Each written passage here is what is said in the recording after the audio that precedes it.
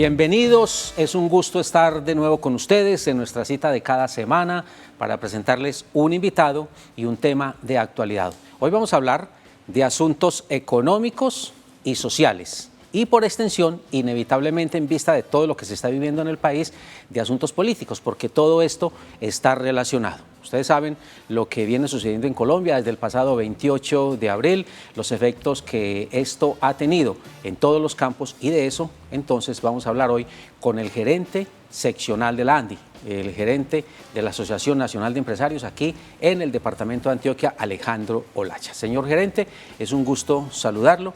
Bienvenido a Teleantioquia. Bueno, muchas gracias por esta invitación y un cordial saludo para los televidentes que hoy nos acompañan en esta conversación tan interesante de economía y sociedad. ¿Usted es economista? ¿Ya? Yo soy economista, sí. Y a la vez es gerente de innovación y emprendimiento de la ANDI Nacional. Así es, yo soy el gerente de la ANDI en Antioquia, nuestro gremio empresarial en Antioquia, y en la ANDI País soy el gerente nacional de innovación y emprendimiento. Muy bien, empecemos con su visión general acerca de todo lo que ha venido pasando en el país desde el 28 de abril. ¿Cuál es su análisis? Bueno, sin duda, pues esta pandemia vino acumulando una serie de desafíos, de restricciones a las personas, a la vida social, cultural, pero sobre todo a la vida económica.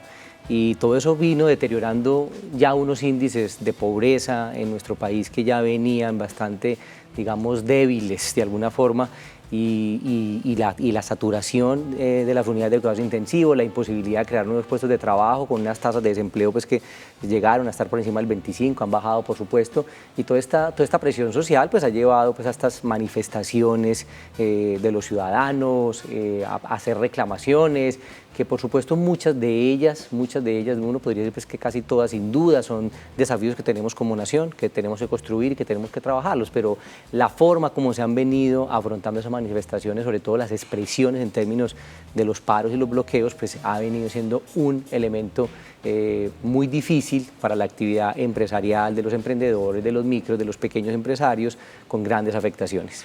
Durante el año pasado se habló mucho acerca de si estábamos en una dicotomía entre salud y economía, o sea, y cuál era la balanza en relación con esas dos realidades. ¿Qué tanto siente usted, como persona de un gremio de empresarios, que el país se demoró en asuntos económicos en relación con lo mismo que usted acaba de decir? O sea, si se le dio mucha larga a los asuntos económicos, buscando obviamente asuntos de salud, ¿ya? Y finalmente terminamos metidos en lo que estamos. Sí, yo diría pues que siempre mirar en retrospectiva es fácil. Siempre pensar qué hubiese hecho, ya con la información que hoy se tiene, pues es fácil. Nosotros digamos que desde inicio de la pandemia, pues con el señor gobernador siempre se convocó una mesa de trabajo permanente donde todas estas medidas se discutieron, se concertaron, y yo creo que todos, los del sector empresarial, el sector social, la gobernación, la administración, pues siempre discutimos y tratamos de que las medidas fueran pues lo más adecuadas. Creo que volver al pasado, que no hubiéramos hecho, no tiene mucho sentido, pero creo que lo que sí es importante señalar un poco es entender algunas de esas medidas, posiblemente pues, los efectos que tiene. Siempre sabíamos y se supo que pues, las medidas que iban a salvar vidas eran medidas que iban en detrimento de la actividad económica. Y más que decir la actividad económica, me gustaría que habláramos del empleo, porque finalmente es la expresión más importante pues, de la actividad económica. O sea, todos tenemos un trabajo, trabajamos. Para que los televidentes se hagan una idea, pues en la área metropolitana, nuestra área metropolitana, hay cerca de 1.5 millones de empleos formales, es decir, personas que están en empresas pequeñas, grandes, medianas, se paga seguridad social, y más o menos una cifra parecida, 1.4 millones de personas que son en empleos informales. No pagan seguridad social, no tienen prestaciones sociales, y esa es una de las principales desafíos que tenemos. ¿Qué sucedió cuando se afectó pues, el empleo? La mayor afectación, sin duda, sucedió en el empleo informal. Es el empleo más débil, más sensible, más frágil, y allí hubo una gran destrucción de empleo por todas estas medidas que restringían la vida cultural, social, artística, la vida laboral. Allí hubo un primer golpe fuerte. Cuando comenzamos a tener medidas de un poco más de reactivación, el empleo formal, cuando miramos el empleo formal, también es cierto que el empleo formal en el Valle de Aburrá, el 65% de ese empleo formal lo generan grandes y medianas empresas. Entonces son empresas que tienen de pronto un poco más de capacidad y lo han hecho de proteger el empleo, de enviar a las personas a vacaciones, dar licencias no remuneradas, pero proteger el empleo pues porque eso es su talento humano y así ha sucedido, pero ese empleo informal y de pequeñas empresas ese es el más sensible. Ahí hubo una gran destrucción con estas medidas. Sí. Y esos son 350.000 personas hoy que tenemos desempleadas en el Valle del Aburrá. Si bien esos problemas se volvieron tan estructurales en Colombia, por ejemplo ese que usted menciona de la calidad del empleo, de la informalidad y de la fragilidad, si bien eso, tal vez el país, si se quiere, se vino acostumbrando a eso. Si no llega la pandemia, seguimos entonces con ese problema ahí, si se quiere, dormido y no explota donde explotó. Buen punto. Yo diría que miremos las cifras antes de la pandemia. Nosotros llegamos ya a tener cifras de desempleo de un dígito, del 9%. Hoy estamos en 16, llegamos a estar en el 25%. Entonces, sí veníamos haciendo un trabajo importante en el país en reducción del desempleo. Y el gran desafío, como tú lo señalas, el gran desafío hoy es cómo hacemos más atractivo, más fácil, más flexible el empleo formal para que todo ese universo del 50% casi que está en la informalidad vayan al mundo de lo formal. Ahí donde necesitamos toda la innovación, la flexibilidad, el marco regulatorio, las políticas públicas, todo eso para que el que está en la informalidad hoy vea que lo más atractivo y lo mejor es volverse formal. Esa es la primera gran tarea. Cómo ese 1.5 millones, y en el país la cifra cuando la llevamos a Colombia es similar, es el 50% del empleo es informal, lo volvemos formal.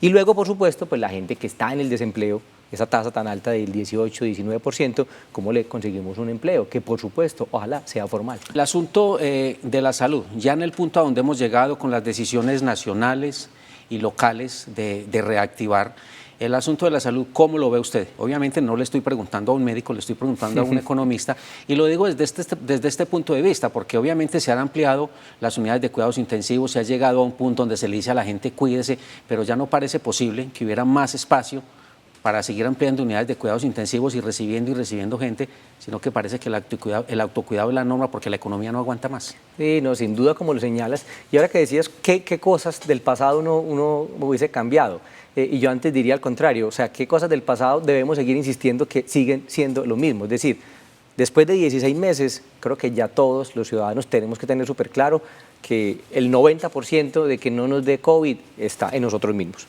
en nuestro cuidado, la higiene, la distancia, una serie de medidas que nos pueden proteger sin duda, y eso hoy hay que tenerlo más presente que nunca.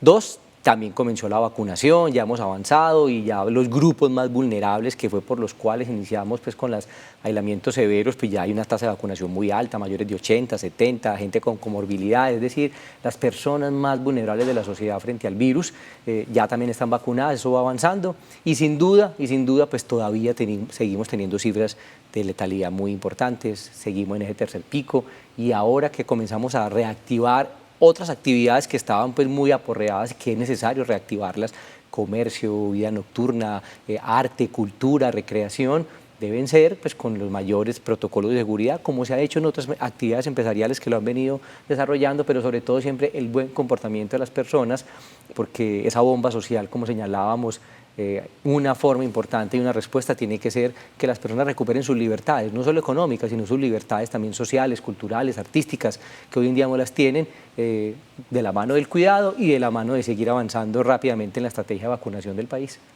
Bueno, gerente, en esta especie de mea culpa de los empresarios, del gobierno, de los gobernantes, los locales, los regionales, el gobierno nacional, en relación con el empleo, ¿a dónde nos estamos metiendo? ¿Hasta qué punto sí, hasta qué punto no? ¿Hasta qué punto todo esto tiene que ver con la explosión social que acaba de suceder o el país en realidad sí va a ser capaz? Tenemos que ser capaces, o sea, no nos puede caber ninguna duda de que lo podemos resolver. Recuerden, históricamente también tuvimos tasas de desempleo del 25%, tuvimos momentos económicos muy duros, de pronto es que vamos perdiendo la memoria, pero nuestra economía antes de la pandemia era una economía sólida, una economía con baja tasa de inflación, nuestra inflación ha estado controlada hace mucho tiempo, nuestra tasa de crecimiento económico, incluso en estos momentos, la OCDE la proyecta alrededor de un 6% para este año. Pero entonces toca poner más, o sea, a todo el mundo le toca poner más, hacer un esfuerzo adicional, o sea, porque si se sigue en la misma no va a ser posible. Seguramente, es decir, nuestra economía era una economía que tenía buenas señales, era sana.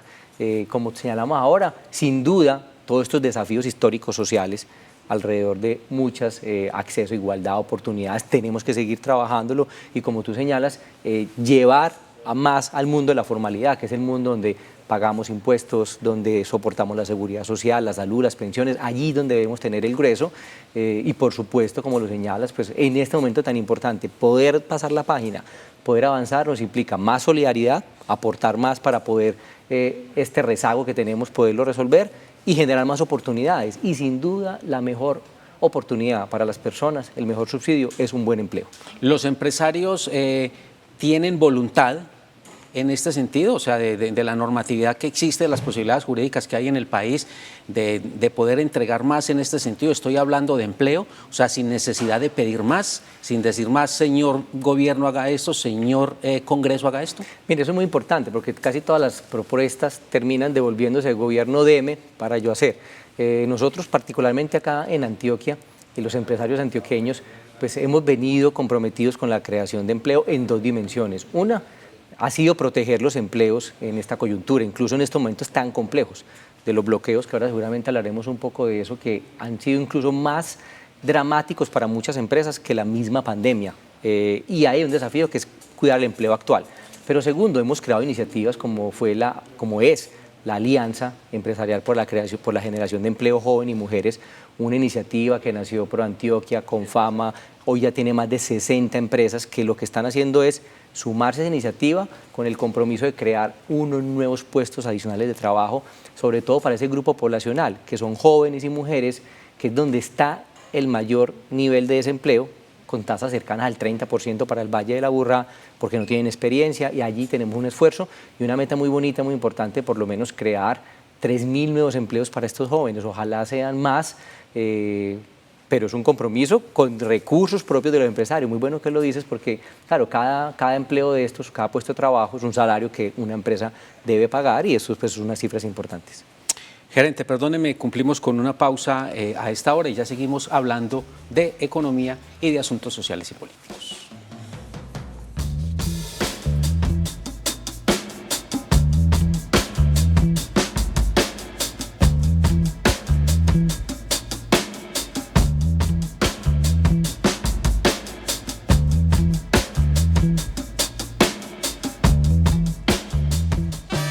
Diálogo con Alejandro Laya, gerente de la ANDI, de la Asociación Nacional de Empresarios, en el departamento de Antioquia a propósito de la situación económica, política y social del país. Bueno, gerente, para que vamos cerrando este espacio relacionado con el empleo, se convoca aquí en Medellín para una cumbre sobre el empleo juvenil a finales de este mes de junio. Los empresarios han sido convocados. ¿Ustedes qué piensan de eso? ¿Qué piensan del empleo juvenil? Porque esa cumbre está siendo orientada desde el alcalde Daniel Quintero. Sí, pues yo creo que hay que decir que cualquier esfuerzo pues, que se haga de la administración por generar condiciones, por hacer propuestas que lleven, que conduzcan a que los empresarios creen más empleos, es loable, es positiva, es necesaria y por supuesto tenemos que trabajar en ese sentido. Esperaremos cómo va a ser la cumbre, aún no la conocemos, lo escuchamos por algunos anuncios en los medios de comunicación, en la prensa, esperaremos pues en su momento que nos proponen y seguramente pues si hay un plan de trabajo claro, organizado, concreto de cómo vamos a aportar en eso, qué va a aportar la administración municipal, qué va a hacer, seguramente pues habrá alianzas porque sin duda pues esto es como hablábamos antes del corte, pues generar los empleos. Si bien son las empresas las que generan los empleos, son los empresarios grandes, pequeños, medianos, los emprendedores, también hay unas condiciones de entorno que son necesarias para que eso suceda y ahí todos tenemos que trabajar de manera conjunta en ese propósito y los empresarios allí lo haremos como lo hemos venido haciendo y finalmente pues ese es uno de los sellos de las empresas, la creación de empleo y eso es algo pues en lo que estamos comprometidos y decididos a resolver. O sea, están esperando el llamado porque 20.000 empleos, ¿qué es la meta? Es una meta ambiciosa, es una meta grande, crear 20.000 nuevos empleos como para que los televidentes se hagan un orden de magnitud. Cuando el empresario vaya a pagar esos 20.000 salarios anuales, esos son 500.000 millones de pesos anuales. Y si lo vamos a crear, por supuesto, como se crean los empleos de calidad de manera indefinida, pues son 500.000 millones de pesos anuales adicionales en nómina de manera indefinida. Entonces hay desafíos muy importantes en crear eso. Ojalá lo logremos, sería una meta maravillosa, ojalá sean más.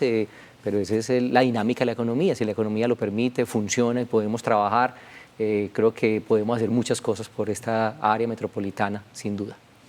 Bueno, gerente, en relación con las protestas, pues obviamente se ha hecho diferenciación en el país sobre una cosa es la protesta, o sea, el descontento de la gente y salir a manifestarlo públicamente, y otra muy distinta, ciertas actuaciones que hemos visto todos en los medios de comunicación en el país. Esa segunda parte, a ustedes como empresarios, ¿cómo los ha impactado?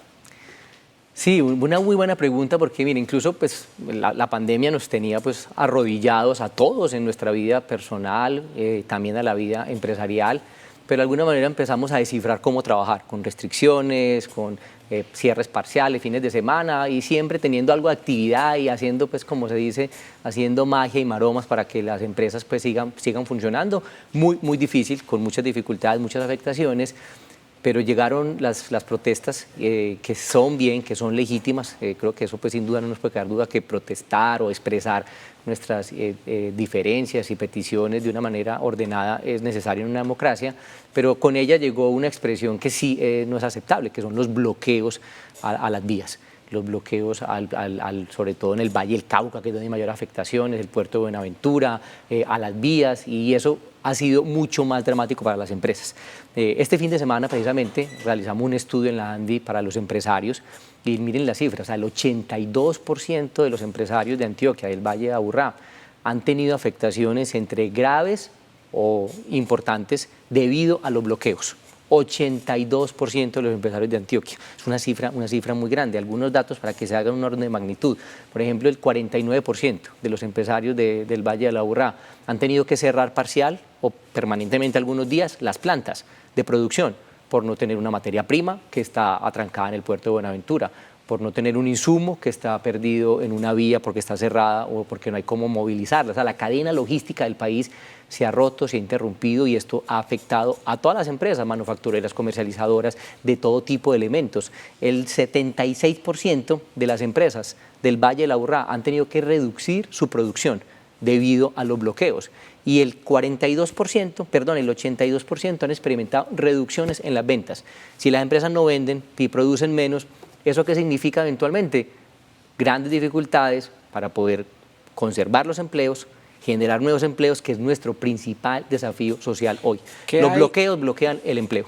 ¿Qué hay de quienes desde el Comité del Paro dicen que el bloqueo es auténtico, que el bloqueo hace parte de la propuesta y que inclusive está respaldado por normas internacionales? Pues yo creo que ya hemos escuchado las declaraciones de Human Rights Watch, incluso donde dice que eso no, pues que no es así, que los bloqueos permanentes, tan agresivos, que van en contra de que lleguen los alimentos, que la economía funcione, no son un derecho, no lo es. Todo lo contrario, son una violación a los derechos que tenemos de movilidad, de alimentarnos, de trabajar, de tener una vida. Eso pues tenemos que tenerlo supremamente claro, tenemos que respetar y permitir que las personas nos expresemos cuando estamos inconformes, pero también tenemos que tener la posibilidad de trabajar, de tener nuestra libertad. Es un derecho, como sabemos todos, pues mis derechos llegan hasta donde comienzan los de los demás. O sea, es un tiro en el pie. Pues es una forma de decirlo, eso no le suma a esas reclamaciones, porque finalmente pues si una reclamación mía hace que se destruya un empleo, de que no lleguen alimentos a un lugar, de que mucha gente sufra, vemos las imágenes de la gente caminando en lugares de trabajo, aislamientos, vimos las imágenes de las ambulancias, pues eso, obviamente eso no está bien, eso no está bien. ¿Cómo siente usted al sindicalismo colombiano, si se quiere, en relación con el sindicalismo de otros países? Tiene mucha tradición en el país, particularmente en Antioquia, pues compartimos con ellos muchos espacios con muchas centrales, hay gente seria pensando el desarrollo y el futuro del trabajo, como muchas organizaciones pues requieren seguir avanzando en los medios, en las formas, en la interpretación de la realidad. Yo creo que a todos los sectores de la sociedad, pues hoy en día es un llamado pues localmente incluso pues a la sensatez, a la prudencia, a que desde todas las voces distintas que son necesarias, que las necesitamos, que son respetables, podamos, como decíamos en la mesa, llegar pues a múltiples acuerdos que beneficien finalmente pues a la sociedad. Organizaciones con gran tradición, supremamente necesarias, muy poderosas en el sentido pues, del mensaje que llevan a la sociedad, con las que tenemos que trabajar permanentemente y de una manera muy armónica. Ha llamado la atención en el país que ya desde algunos sectores económicos, y usted me lo mencionó ahorita brevemente, se ha dicho estamos dispuestos a poner más, y ahí estamos hablando de reforma tributaria. ¿Qué cree usted que debe venir, que debe incluir ese articulado? ¿Qué puede venir en la próxima reforma tributaria desde el punto de vista de ustedes, los empresarios, para generar unas condiciones económicas diferentes frente a un gobierno que dice que tiene unos problemas fiscales bastante enquistados y que está valorando esa reforma en 12 o 14 billones de pesos. Bueno, la ANDI desde su rol nacional y en cabeza pues, del presidente del gremio hizo una propuesta que se hizo pública al país, se hizo pública obviamente al Congreso, al gobierno, y es una propuesta donde los empresarios asumirían cerca de 15 billones de pesos digamos, en carga tributaria nueva adicional que permita financiar todo este gasto social que se requiere. Eso pues un poco, como decíamos, desde esa voluntad explícita de los empresarios, de los que aportan bastante en términos de impuestos, aportar más. Y esa propuesta tiene como 4 o 5 puntos concretos alrededor desde la exención de renta, alrededor de algunos impuestos que se habían aprobado, exención de impuestos que se habían aprobado, extenderla para más adelante en el tiempo, para los próximos 2 años. Es decir, es una propuesta de 15 billones de pesos que sin duda pues, es lo que hoy el país está necesitando y sobre eso pues hay muchas discusiones y creo que la propuesta pues está sobre la mesa como la ha puesto la presidencia de nuestro gremio a nivel nacional. Lo que queda claro es que no hay espacio político para asuntos impositivos que afecten directamente a la ciudadanía y en una reforma tributaria pues lo político y lo social cuentan y mucho. Sin duda, como está en la propuesta y la propuesta pues, de la ANDI ha sido trayendo pues titulares con los cuales se ha contado, es que realmente pues hoy no se le cobre y no se le haga más carga a los sectores más vulnerables, más golpeados por la pandemia, sino que las empresas asuman esa carga pues, para poder salir de esta crisis en la que nos encontramos. Sería pues como una cosa, un gesto solidario, de conciencia del momento histórico en el que nos encontramos y, como decíamos, pues, generando propuestas alternativas que permitan pues, ver la viabilidad de cómo avanzamos hacia lo más importante, que es tener un país operando, funcionando, con oportunidades para todos. Hay propuestas que también surgen más allá de la reforma tributaria, de poner más impuestos. Mire, por ejemplo, lo que usted está diciendo hacia las empresas con todo lo que significa ya la carga del momento, pero hay otras propuestas, por ejemplo, como adelgazar el tamaño del Estado, créditos internacionales. ¿Hay que hacer una combinación? ¿Cómo lo ve usted? ¿O con la sola reforma tributaria bastaría? No, la política económica de un país es muy compleja y requiere pues, múltiples instrumentos. Una sola solución pues no resuelve todo el problema y por supuesto, pues como se ha venido pues siempre expresando, siempre repensar el gasto público, hacerlo más eficiente, más direccionado, donde pueda generar más impacto social es importante, racionalizar el gasto pues público también es importante a nivel local, a nivel nacional, esos son partes de la solución, donde no todo, como tú señalas, tiene que ver con la parte impositiva, sino que hay una parte en la eficiencia del gasto público, la eficiencia de los gobiernos, como todos esos instrumentos de política pública que tienen los gobiernos locales, municipales, nacionales, son muy eficientes, van a lugares muy específicos. Gerente, finalmente, si usted fuera a hacer un escalafón de los sectores afiliados a la ANDI más afectados con toda esta situación, ¿cuáles serían los 3 primeros puestos? Pues es que mire la cifra que les acabo de compartir, el 82% de todas las empresas que tenemos han tenido afectación, entonces, pero sin duda, las de manufacturas, a las que producen bienes manufacturados, que los transforman, automotriz, que tiene una cadena muy compleja de traer piezas, componentes del exterior, ensamblar, una cadena muy golpeada. Todas estas cadenas textil, confección, que traen materias primas, bienes procesados, todas las que hacen manufactura, que son las más generadoras de empleo porque requieren personas trabajando, son las del mayor nivel de afectación. Por supuesto, las que tengan que ver con servicios, que no requieren ese tipo de transacción de bienes, son las que han sido menos afectadas, pero también han tenido afectación en reducción de ventas posiblemente y eso. Gerente, ha sido muy amable, gracias por su tiempo, por hablar aquí de economía, un tema que usted sabe, pues nos llama la atención a todos en este momento y por eso lo queríamos tener aquí en Teleantioquia. Que esté muy bien. Muchas gracias a ti, a todos los televidentes y hasta una próxima oportunidad. A ustedes también muy amables por su compañía. La próxima semana tendremos otro personaje para seguir hablando de temas de actualidad. Hasta entonces.